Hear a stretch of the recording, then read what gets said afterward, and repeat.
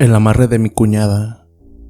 En este video te contaré una historia que viví en carne propia, algo que marcó mi vida para siempre, una experiencia que me hizo entender que hay fuerzas oscuras en este mundo que no podemos ignorar. ¿Te imaginas que alguien cercano a ti te haga un amarre? Hoy te hablaré de cómo mi cuñada intentó manipular mi destino con brujería y cómo esa obsesión terminó llevándola a un final trágico. San Miguel el Alto, mi pueblo natal, siempre fue un lugar tranquilo, lleno de tradiciones y con una atmósfera única, como si el tiempo avanzara más lento ahí. Con sus calles empedradas, calles de cantera y la imponente iglesia en el centro, todo parecía estar diseñado para la calma, pero también era un lugar donde las supersticiones y las historias de brujería circulaban como parte del día a día. Desde niño, escuché a los mayores hablar de nahuales que se transformaban en animales para causar daño, de brujas que robaban sueños y de personas que amarraban el destino de otros a través de rituales oscuros. Mi madre solía decir que la fe era nuestra mejor protección, pero yo siempre lo tomé como cuentos, hasta que algo tan increíble como aterrador me sucedió a mí. Mariana García y yo nos conocimos cuando éramos adolescentes, en la secundaria del pueblo. Ella era una chica brillante, con una sonrisa capaz de iluminar cualquier lugar. Tenía un carácter fuerte y una determinación que me fascinaba. Desde el primer día supe que quería estar a su lado. Con el tiempo, nuestra relación se fortaleció. Nos convertimos en inseparables, compartiendo sueños y apoyándonos mutuamente en los momentos difíciles. Mariana siempre tuvo claro que quería estudiar enfermería, y aunque el camino no fue fácil, logró graduarse y comenzó a trabajar en una clínica del pueblo. Yo, por mi parte, trabajaba en el taller de mi padre, aprendiendo el oficio de la herrería. Aunque no era un trabajo lujoso, me sentía orgulloso de continuar con el negocio familiar. Nuestro plan era casarnos, ahorrar para comprar una casa y construir una vida juntos. Todo parecía perfecto. Mariana tenía una familia pequeña pero unida. Su madre, doña Rosalía, era una mujer bondadosa y trabajadora, que siempre nos recibía con una comida deliciosa y consejos sabios. Sin embargo, su hermana menor, Sofía, siempre me pareció un misterio. Sofía era todo lo contrario a Mariana. Mientras Mariana era extrovertida y sociable, Sofía era callada, reservada y distante. Desde joven, prefería pasar tiempo sola en lugar de salir con amigos. Solía dibujar o recoger plantas del campo, algo que la gente del pueblo veía con sospecha. Es igualita a su abuela, decían algunos. La abuela materna de Sofía había sido una curandera conocida en la región. Aunque muchos la buscaban por remedios naturales, también circulaban rumores de que practicaba brujería. Según los chismes, era capaz de amarrar a las personas con rituales oscuros. Yo nunca le di importancia a esas historias, hasta mucho tiempo después. Después de años de relación, decidí que era momento de dar el siguiente paso. Planeé todo para proponerle matrimonio a Mariana en la plaza principal del pueblo. Escogí una tarde tranquila, con el kiosco iluminado y la iglesia como fondo. Mariana no sospechaba nada, pero cuando me arrodillé frente a ella con el anillo, su rostro se llenó de lágrimas y dijo que sí antes de que pudiera terminar mi pregunta. La noticia del compromiso emocionó a nuestras familias. Doña Rosalía comenzó a planear la boda casi de inmediato, hablando de flores, invitados y el menú. Incluso Sofía parecía emocionada al principio, aunque su actitud era más reservada. Sin embargo, con el paso de las semanas, empecé a notar que Sofía estaba más presente de lo normal. Encontraba excusas para acompañarnos en nuestras salidas, se quedaba en las conversaciones aunque no tuviera mucho que decir, y me miraba con una intensidad que nunca había percibido antes. Al principio pensé que estaba buscando formar un vínculo más cercano conmigo, pero pronto empecé a sentirme incómodo. Una tarde, Mientras Mariana y su madre estaban ocupadas en la cocina, Sofía y yo estábamos en la sala. La televisión estaba encendida, pero Sofía parecía distraída. Después de unos minutos de silencio, me miró y dijo: ¿Estás seguro de que quieres casarte con Mariana? Su pregunta me tomó por sorpresa. Claro que sí, respondí, tratando de sonar natural. Mariana es todo para mí. Ella sonrió, pero su sonrisa no era la de alguien que estaba contenta. Era una sonrisa que me puso nervioso. A veces las cosas no son lo que parecen, murmuró antes de levantarse y salir de la sala. Ese comentario me dejó inquieto, no sabía qué quería decir con eso, pero decidí no darle importancia. Sin embargo, en los días siguientes, su comportamiento se volvió más extraño. Cada vez que nos veía juntos, sus ojos parecían llenarse de algo que no podía identificar. Era envidia, frustración o algo más. Unas semanas después, comenzaron los sueños. Al principio eran imágenes vagas a las que Sofía aparecía de manera inexplicable. No hacía ni decía nada en particular, pero su presencia era inquietante. Con el tiempo, los sueños se volvieron más claros y perturbadores. En ellos, Sofía no era la chica tímida y reservada que conocía. Era seductora, con una mirada penetrante y una actitud que parecía diseñada para atraer. En algunos sueños, me susurraba cosas que no podía entender, pero su tono era hipnótico. Al despertar, me sentía confundido y, lo peor de todo, empezaba a pensar en ella durante el día. Esa atracción inexplicable comenzó a afectarme. Cada vez que veía a Sofía, sentía una mezcla de emociones que no podía controlar. Sabía que estaba mal, pero era como si algo más fuerte que yo me empujara hacia ella. Mariana, siempre atenta, comenzó a notar que algo estaba cambiando. Durante nuestras citas, me veía distraído, como si mi mente estuviera en otro lugar. Una tarde, mientras paseábamos por el centro del pueblo, me tomó de la mano y me miró con preocupación. «Daniel, ¿qué está pasando? Siento que algo está mal». Intenté calmarla, diciéndole que estaba estresado por el trabajo y los preparativos de la boda. «Solo son los nervios, Mariana. Todo va a estar bien», le dije, forzando una sonrisa. Ella no parecía convencida, pero decidió no insistir. Sin embargo, su preocupación solo aumentó con el tiempo. Una tarde, mientras visitaba a Mariana en su casa, ocurrió algo que marcó un antes y un después. Mariana y su madre estaban ocupadas en la cocina, preparando tamales para una reunión familiar. Sofía no estaba en casa, según doña Rosalía. Había salido temprano a buscar hierbas para unos remedios. Mientras buscaba mi cartera, que había dejado en el cuarto de Mariana, pasé frente a la puerta del cuarto de Sofía. Estaba entreabierta y algo dentro me llamó la atención. Siempre había pensado que el cuarto de Sofía reflejaba su personalidad, ordenado, simple y lleno de cuadros y dibujos, pero esta vez algo diferente llamó mi atención.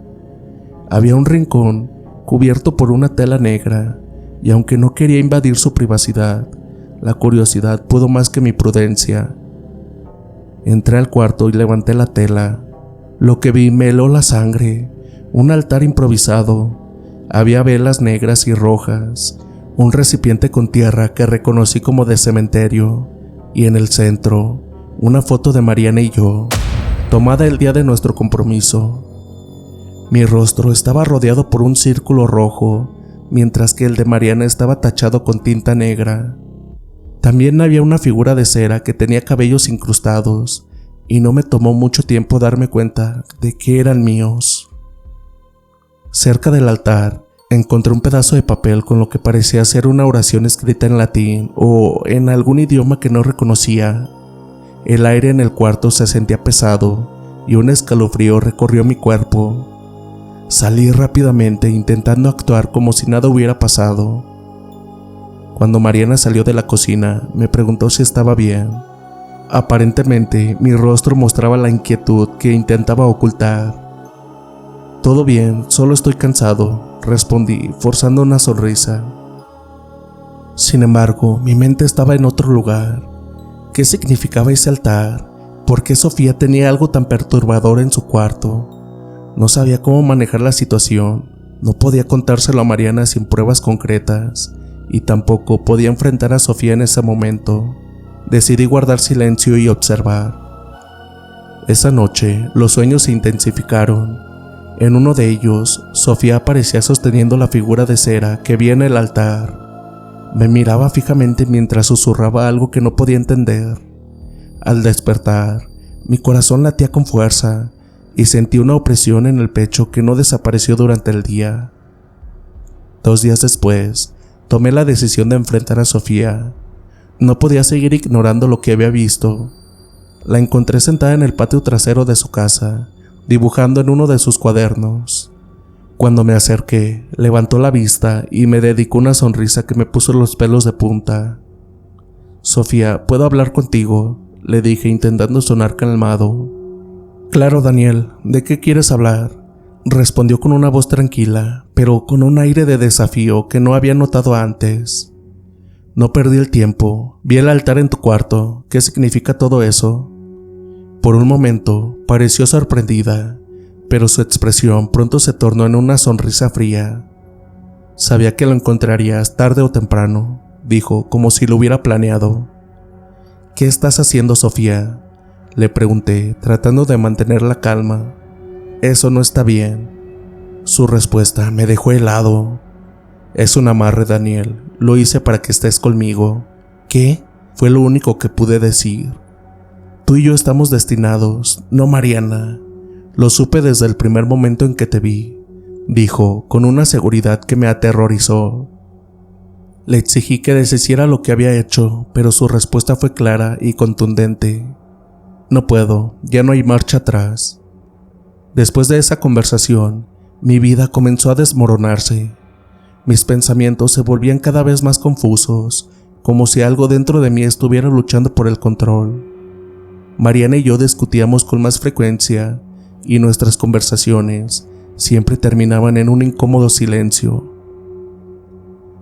Mi salud también empezó a deteriorarse. Tenía dolores de cabeza constantes, mi apetito disminuyó y el insomnio se convirtió en un compañero nocturno. Lo más extraño era que cada vez que veía a Sofía, sentía una mezcla de atracción y repulsión que no podía explicar. Mariana, desesperada por salvar nuestra relación, me pidió que hablara con un sacerdote. Aunque no estaba seguro de que eso ayudaría, acepté. El padre Miguel, un hombre conocido por su sabiduría, me escuchó con atención mientras le contaba lo que estaba ocurriendo. Cuando mencioné el altar en el cuarto de Sofía, su expresión se tornó seria. «Daniel, estás enfrentando algo más allá de lo natural. Debes buscar ayuda especializada», me dijo, antes de bendecirme y pedirme que no perdiera la fe. Por recomendación de un amigo, fui a Teocaltiche, un pueblo vecino conocido por sus curanderos. Ahí vivía don Esteban, un hombre mayor que tenía fama de lidiar con casos de brujería. Aunque siempre había sido escéptico respecto a esas cosas, estaba desesperado. Cuando llegué, don Esteban me recibió con una mirada seria. Le conté todo lo que había pasado, desde los sueños hasta la confesión de Sofía. Después de escucharme, asintió lentamente. «Lo que describes es un amarre de 7 nudos. Es un trabajo poderoso y difícil de romper, pero no imposible», me explicó. Según don Esteban, cada nudo representaba un vínculo entre mi alma y la de Sofía, y deshacerlo requeriría un ritual complejo. También me advirtió que Sofía podría resistirse y que habría consecuencias. El ritual comenzó esa misma noche. Don Esteban encendió velas blancas y negras y colocó hierbas aromáticas sobre una mesa. Me pidió que me sentara frente a él mientras pronunciaba una serie de oraciones en voz baja. Durante el proceso, sentí como si algo pesado me oprimiera el pecho. Era una sensación angustiante, como si algo invisible estuviera luchando por quedarse en mí. Al terminar, don Esteban me dijo que debía evitar todo contacto con Sofía y mantener mi fe. «Si tienes dudas o flaqueas, el amarre podría volver a fortalecerse», advirtió. Cuando Sofía se enteró de que había ido con don Esteban, vino a buscarme. Llegó a mi casa una noche, golpeando la puerta con fuerza. Cuando abrí, su expresión era una mezcla de furia y desesperación. ¿Por qué lo hiciste, Daniel? Todo lo que hice fue por amor, me dijo con lágrimas en los ojos. Eso no es amor, Sofía, es obsesión y está mal, respondí tratando de mantener la calma. No entiendes lo que siento por ti, nadie más lo hará, insistió acercándose a mí. Esa fue la última vez que la vi. Poco después, Sofía dejó el pueblo. Algunos dijeron que se fue a Zacatecas, otros que fue a Catemaco, un lugar conocido por la brujería. Después del ritual con don Esteban, sentí un alivio temporal, como si una niebla pesada hubiera comenzado a disiparse. Sin embargo, los efectos del amarre no se desvanecieron de inmediato. Mariana notó que algo en mí había cambiado y nuestra relación seguía fracturándose poco a poco. Sus preguntas se volvieron más constantes, más incisivas. Daniel, ¿qué estás escondiendo?, me dijo una noche con la voz cargada de frustración. Ya no eres el mismo, apenas hablas conmigo y siento que cada día estás más lejos. No podía decir la verdad. ¿Cómo le explicaba que su propia hermana había hecho un ritual para manipular mis sentimientos? ¿Cómo le confesaba que, aunque luchaba contra ello, parte de mí seguía sintiendo esa atracción inexplicable hacia Sofía? Opté por guardar silencio, pero ese silencio se convirtió en una barrera insalvable entre nosotros. Un día, mientras paseábamos por la plaza, Mariana tomó mi mano con fuerza y se detuvo de golpe. No puedo más, Daniel. Si no confías en mí lo suficiente para decirme qué está pasando, creo que deberíamos reconsiderar esta boda.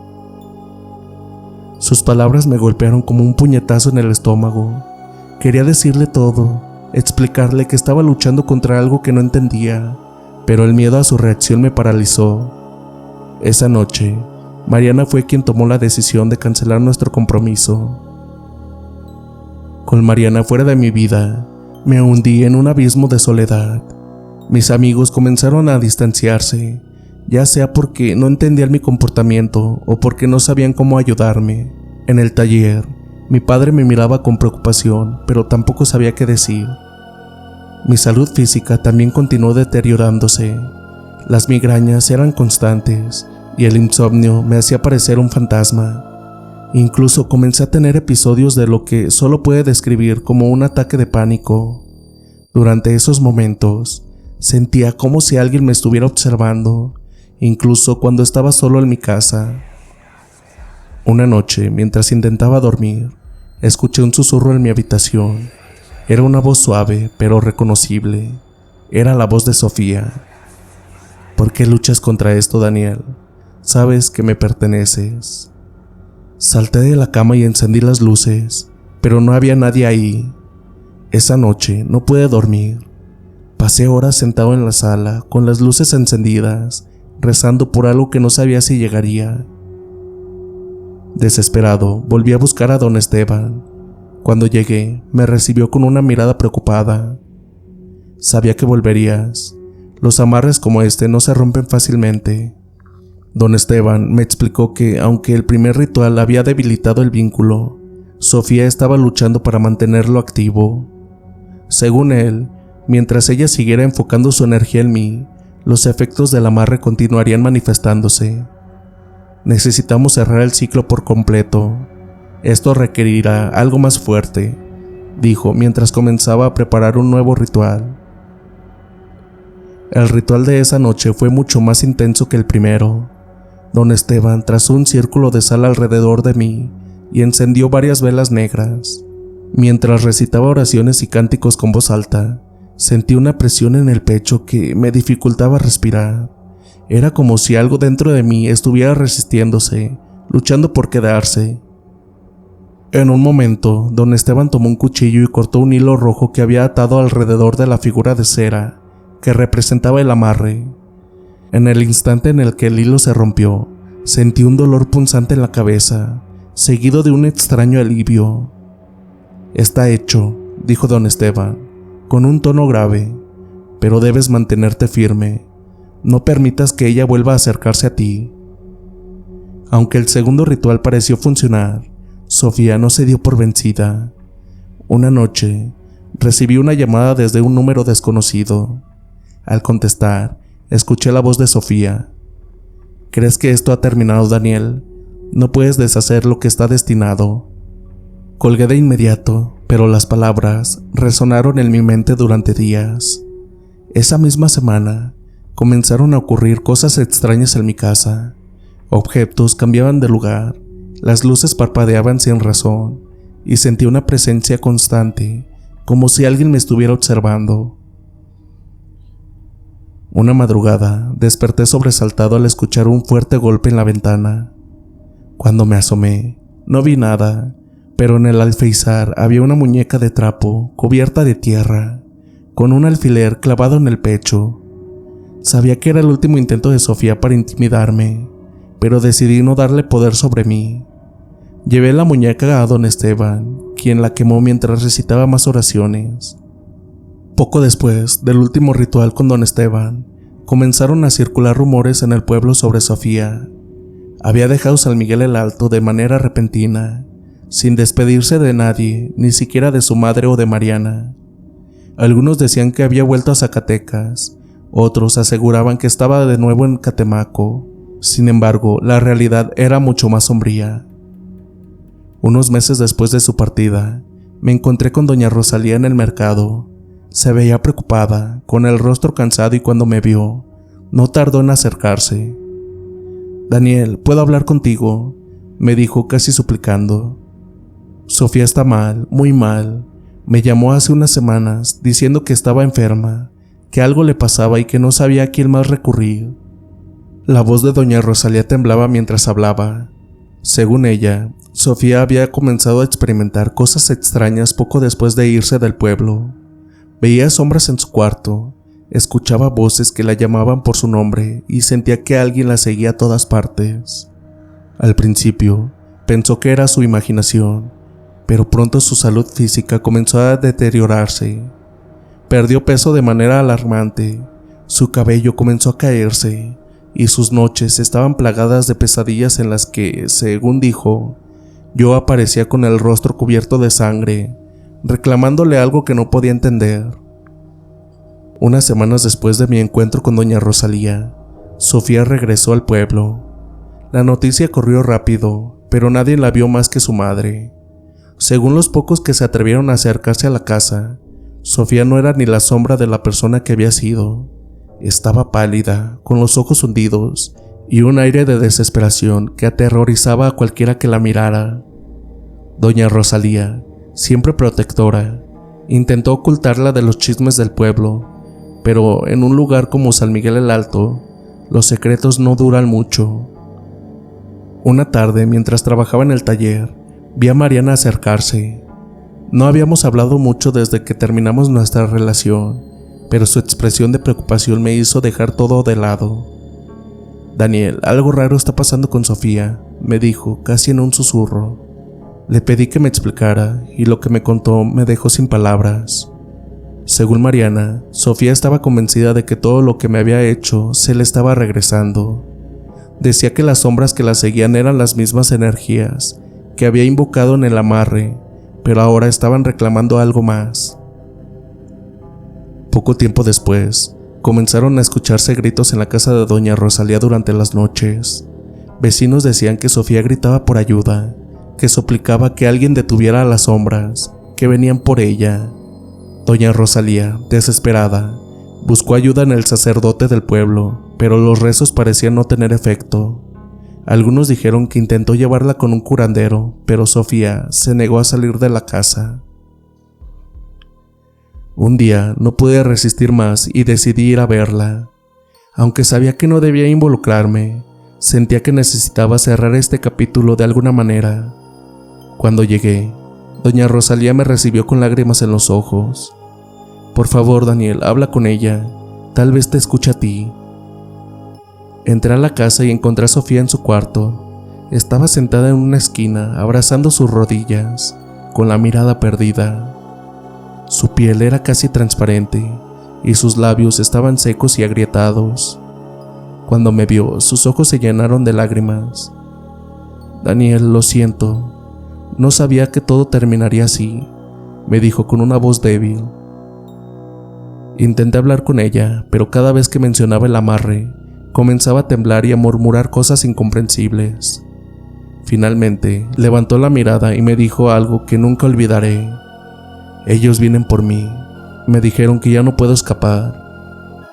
Unos días después de mi visita, se supo que Sofía había fallecido.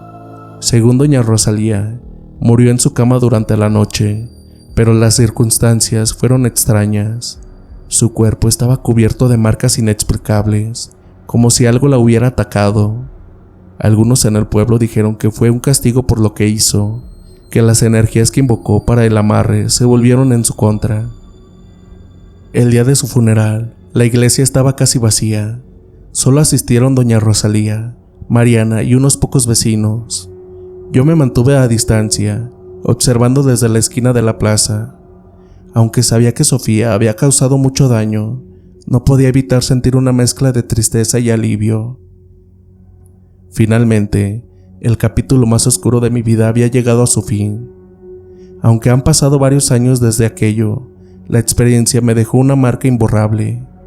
San Miguel el Alto sigue siendo un pueblo tranquilo, pero para mí, siempre será el lugar donde enfrenté algo que nunca pensé posible. La historia de Sofía es un recordatorio que el amor, cuando se mezcla con la obsesión y la manipulación, puede llevar a caminos oscuros de los que es imposible regresar. Ahora, cuando escucho historias sobre brujería o amarres, no las descarto como simples cuentos. Aprendí de la manera más dolorosa que hay cosas que van más allá de nuestra comprensión y que las acciones que tomamos, incluso las más desesperadas, siempre tendrán consecuencias. Y bien, familia, ¿qué tal les pareció esta historia? Espero que haya sido de su agrado. Y pues, ojalá y que ustedes nunca se enfrenten a una situación como esta. Y si ya se enfrentaron y les gustaría compartirla, nos la pueden hacer llegar al correo enviatuanecdota@gmail.com. Igual se los dejo aquí en la descripción del correo. O igual me la pueden enviar por audio vía WhatsApp al número +52 476 1700 332. Ahí se pueden contactar conmigo y me pueden hacer llegar su historia. No olviden suscribirse, dejar su like, que eso nos ayuda bastante para seguir creciendo, y compartir este capítulo con alguien que les guste el terror también. Y sin más, dulces pesadillas.